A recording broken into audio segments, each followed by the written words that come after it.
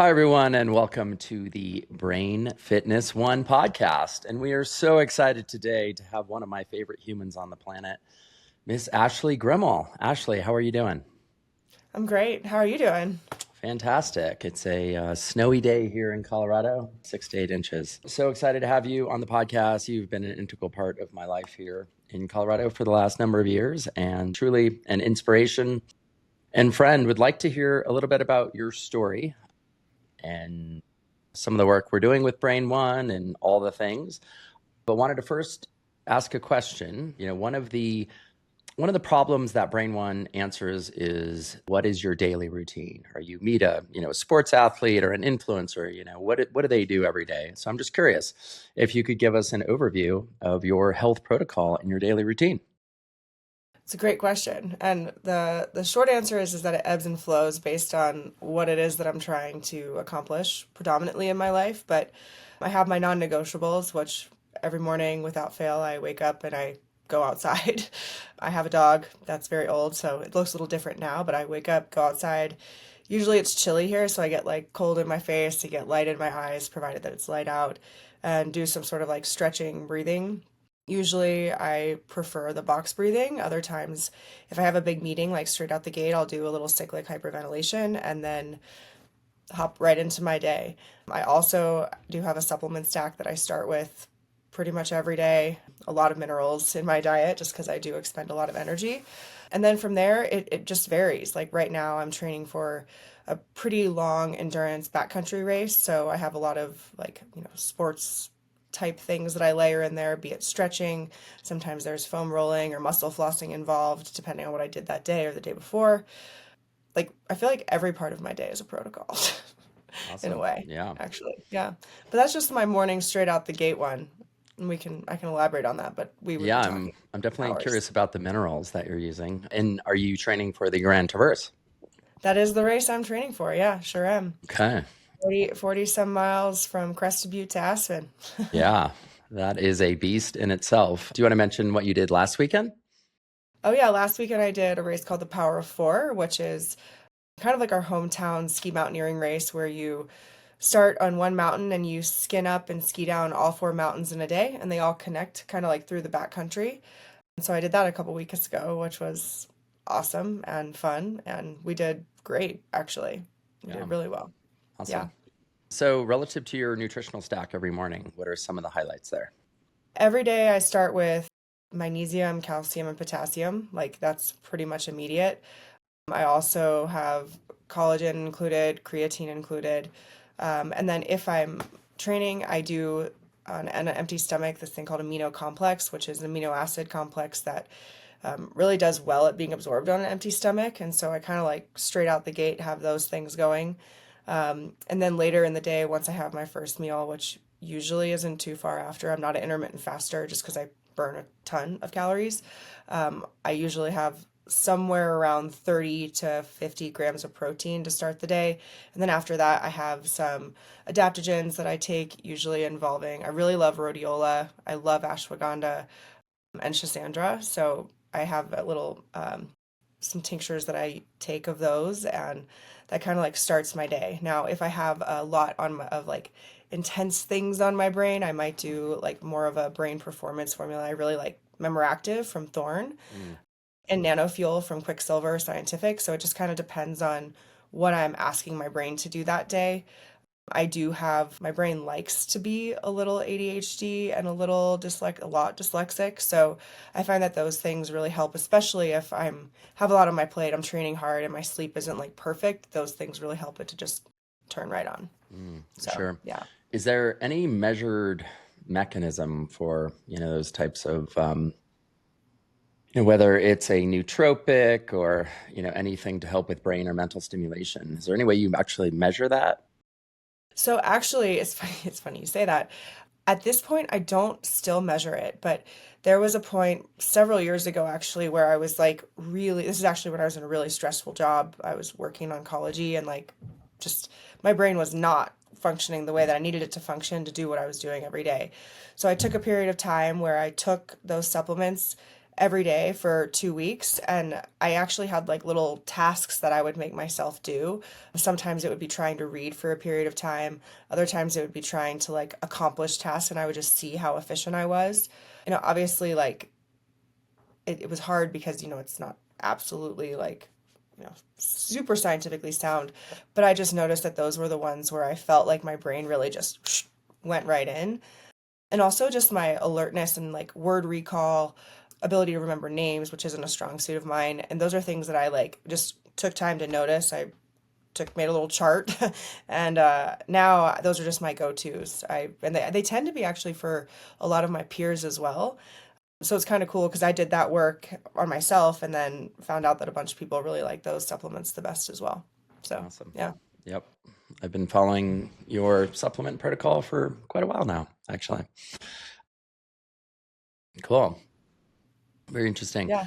What about, one of the challenges that we hear quite often, relative to our focus of health protocols is travel, and how your, daily, weekly routine can really get upended. When I'm here in Colorado, I do hot Pilates 3 days a week. I try to ski every day. I do weights 3 or 4 days additionally.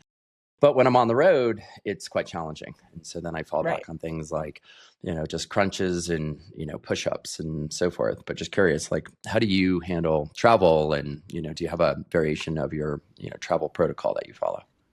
Totally. And really, this much like my regular life, it just depends on what that travel looks like. In my career, I've been very fortunate. I've gotten to go to like 24-hour Porsche racing events and like all sorts of like, times where you're on like from the second that you wake up until you go to bed. Sure. And in those times, it's literally like do the best you can because every second of my day is allocated to something. Now, even within that, I still would say like I still before I get in bed, I stretch just to try to calm my nervous system. I do breathing exercises pretty much as a non-negotiable. I'm a In big the fan of the morning and the blocks evening. morning is and evening. And it's actually 2 minutes. That's Hmm. that's all I do. Yeah. I found that if I do try to make myself do more than that, it feels I just can't, I don't do it. And then, so that's like if it's like, we're going full tilt. And usually on that, I'm on my feet, I'm moving all day. So like the movement is built in. And sometimes I'm just running around places. Now, if it's travel like where I'm going for business meetings, that's where my schedule, I do tend to try to wake up a little bit earlier just to get some sort of movement in. I'm a big fan of taking advantage of classes when I'm traveling, just because we don't have classes in Aspen. So I will go and do like a quick hit class. I love berries, Mm. and just get it done. Now, also, there's times when that's not available, and that's where sometimes I am doing a hotel workout that's 7 minutes. I have a 7 minute like strength to mass ratio workout that's sort of like a hit workout, Mm. but it's all body weight. And that's something that I do oftentimes if I'm traveling to like more of a remote destination. And it involves a lot of like power, explosive movements. And I find that that just like turns my brain on. And honestly, it maintains my fitness pretty well. Even if I'm gone for like 2 weeks, I feel pretty good when I get back. So Awesome. yeah, In only 7 minutes. it's only 7 minutes. Yeah. Okay. We're going to have that detailed, and we'll have that available for the listeners. Awesome. Um, what about favorite wearables? What are you utilizing today? Today I use Aura for Hmm. my sleep and all things sort of like general health. For tracking my sports activities, I use a Garmin. Mm. Yep. I wish there was one that I loved for both. Hmm. But yeah, I'm a huge fan of Aura actually. I've used a lot of different wearables over the years. Well, not a lot, but three other ones. Sure. This is the one that I found to be the most user friendly. I It's on my finger. Yeah. Yeah, I use Aura for sleep, and then Garmin for activity. I've found that Aura just is not as accurate, relative to the measurements. Obviously, it's quite small in the sensors. Sure. And I also think like even how they have their, and I don't know this to be fact, but I feel like how they have their algorithm set up, like their activity selection is relatively limited. So like even if you select an activity and it's trying to like figure out what you're doing, it's not doing a very good job of like translating that into data. And I find Garmin feels a little bit more accurate. Yeah, I would Yeah. agree. Yeah, I've done time series. I was busted once with like both my Aura, my Apple Watch, and my Garmin at the same time because I was actually doing a time Oh yeah. series and measuring them, and ran into a couple friends, and they're like, "Why are you wearing two watches?" And it was I've been there also. one of There those was one point moments. where I was comparing Aura, Garmin, Yep. and Biostrap, Yep. and people were like, "What's going on with your hands?" Yeah. Absolutely. You got to know, Yeah, you know? you absolutely do. I found Apple to actually be the least accurate of the, Yeah, the runs, but yeah, it's also the most accessible, generally speaking, to people. totally. And people like it because they feel like it's an all-in-one sort of device, which Yeah, I don't know that Garmin masters that. I think they're sure. trying, but Yeah. yeah, I do wish Apple could be a little bit more reliable just because I have a ton of clients that have it and I want to use that data, but Mm, I'm always like, yeah, but yeah, totally. Yeah, I was doing the Palm Springs triathlon a few years ago, and I tried to do it with the Apple Watch, and it was just such a massive fail on every level. So never again, but I do have an Ultra that I'll wear, just in my day to day. Awesome. So one thing that we hear is that, it's really hard for people to start protocols and then maintain them. You have personally, I think overseen the health protocols of hundreds of humans over the years, maybe thousands. I don't know. Can you maybe just tell us briefly about, first off, just your background? I think that would be helpful. And then, then full circle, how have you seen people be successful with health protocols? totally. Great question. So my background, I'm actually on paper, I'm a nutritionist, and I started my I guess adult career as a medical nutrition therapist for oncology patients.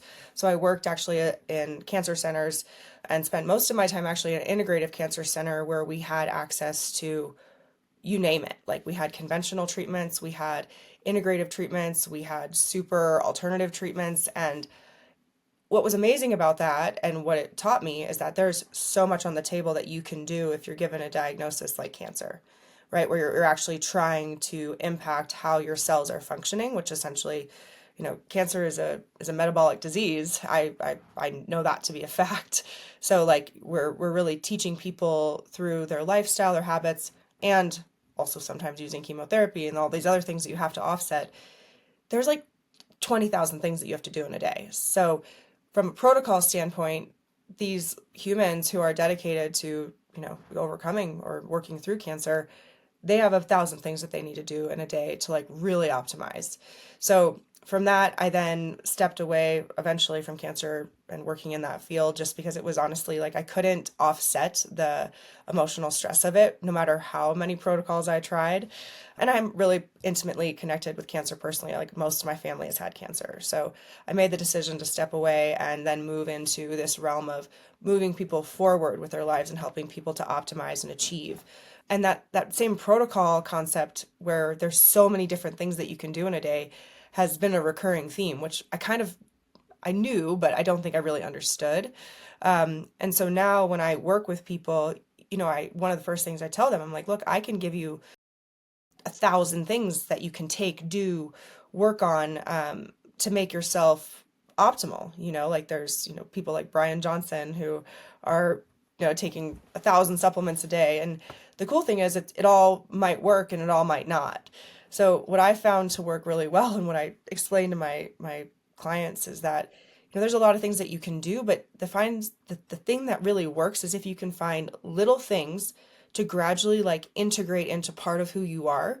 And we call them micro habits, but you gradually introduce those things into your lifestyle until, like for me, it's so funny when Thoryn you asked me what my protocol is. It's like, it's just how I live my life. It doesn't feel like a protocol anymore. Now when I add an extra task to it, like I want to complete a 100-mile race or I want to train to link together a bunch of different mountains, I then have a protocol because I'm adding to it, but my baseline protocol of life is just my existence.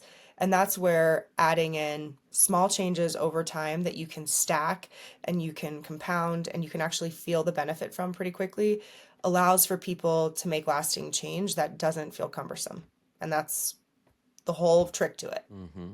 Absolutely. Yeah. Yeah, that's what we've seen is the incrementality. When people try to make these massive changes, they usually don't stick. but it's small baby steps. Yep. And, a lot of the principles, that we've actually seen from, let's say, like, Atomic Habits as an example, and literally just following that type of framework. But when you try to overload, humans ultimately will not adapt. Yeah. And the other piece to that I think is really worth mentioning is this education piece. Like Mm-hmm. I I personally and I only could say I could think of maybe 10 clients in my whole career that they're like, just tell me what to do and I'm going to go do it, and they go do it. But if somebody understands why they're doing something and the way that it's impacting them, whether or not it's placebo is, I don't know, but it just seems to take a lot better, and they truly do have the knowledge of why they're doing what they're doing. So it's not just like this thing that they're checking off every day. And I think that's really important too. And honestly, the other side of that is using something like a wearable or some sort of measurement or feedback loop to give them positive feedback to know that what they're doing is pushing them, in fact, forward. Yeah. Who out there in the wearable space is doing that well? I think Aura is doing a Yeah, great job, totally. actually. Now, granted, to be fair, I haven't worn a Whoop in a while, Yeah. but one of the things that Aura does a wonderful job of is like in the morning you look at it and it actually like suggests what might be going on Mm-hmm. or gives you a great job. And I think that's kind of a nice thing because I found that it's things that I would say to my clients. And so it's pretty nice. Yeah. But like I said, I haven't worn Whoop or BioStrap in a very long time, but back when I was using BioStrap, they didn't have any of that. Yeah, definitely. Yeah. I'm actually ordering a Whoop as we speak. So Great. yeah, Yeah. can fill you in there. What do you think about the dependency of data, though? So it's interesting, myself as a data scientist and in your background and our use of these wearables. I think the negative side of it is when someone wakes up in the morning and they look at the Aura and they're like, "Oh my gosh, my readiness is so low. I'm going to have a Yep. horrible day." And I think it's really important as you're learning to use data, that you also go into it, almost unbiased in the mornings. I think I've literally had friends and colleagues and people using Brain One that, have said like when they wake up and they see that negative score, it can completely impact their day. Yeah. What are your guidelines on that? Great question. And I would say should preface this with there's actually clients that I have that I would never recommend a wearable for Mm-hmm. because of how they are. Yeah, And sure. it's not a good or bad thing. They Yeah. just are very dependent on data and potentially a little hypervigilant. Mm-hmm. It's all about interpretation. Everything is in life is, but truly this when you have someone who is waking up every single day and looking at a score, the question is what is the purpose of that score? Right. If I wake up and I look at my score, like this morning, it actually wasn't very good. I did a lot yesterday. I didn't probably eat the way that I needed to, but when I see my score and I say it's like a 68, Mm-hmm. if I look at that metric, there's two paths like you could go down. That path of, oh my gosh, I'm gonna have a terrible day. And I'm like, ooh, this is my cue that I didn't do great yesterday. I take a second to analyze what I did that day. And I'm very aware of what I did yesterday. I didn't have enough downtime. I didn't eat enough. I didn't drink enough water. I overexercised, all of those things. Yeah. If I look at that and then I'm like, okay, well, what can I do differently today? And then in the future, that's the difference. The Mm-hmm. other difference is I look at that and I'm like, okay, well, I know that today I probably am going to need to take my nootropic formula. I know that I need to probably take a few more times to do my breath work during the day. And probably before each meeting, I'm going to take time to get sunlight in my eyes and do some cyclic hyperventilation to turn my brain back on. That's what I see that as. That's my data point. Other people see that as all day they're looking for cues of how they are negatively impacted. Mm-hmm. Completely different ways of being impacted by that score. So, a lot of times, if I do have people that tend to be more inclined to look for problems, there's a lot of discussion around that before I encourage them to get a wearable or use the wearable. And that's really where I come into play. Like, I can coach them through that and how to use that data in a meaningful way versus letting it bog them down. Yeah. And the other side of it is for me, I have the type of personality where this should not come as a surprise to you. I need a limiter, honestly. Like Mm-hmm. I need something to show me that actually you had 17 hours of meetings yesterday, you still ran up a mountain and you did everything else. Like maybe you shouldn't do what you had originally planned to do today. Mm-hmm. So I think there's also that benefit too for people who are super type A and like just wake up and do without checking in with themselves. And really what these wearables provide the opportunity of, and I say it's an opportunity, is to learn how to take signals from your body and do something with them. So it's not just from a screen, it's from this is what my screen says, let me check in with myself and then go from there. Yeah, 100%. I mean, it's really the first time in human history people have had access to this level of data at such scale. Totally. And then that combined with AI. I mean, when I started doing triathlons in my 20s, I was reasonably fast, but it was really when I began to utilize heart rate and, had the giant chunky Garmin back then. I mean, those things were huge. They were massive, Yeah. like And spaceships on your wrist. absolutely. And most humans are not really taught about data or data visualization or how to synthesize data into an action. And so Right. it's very much an art.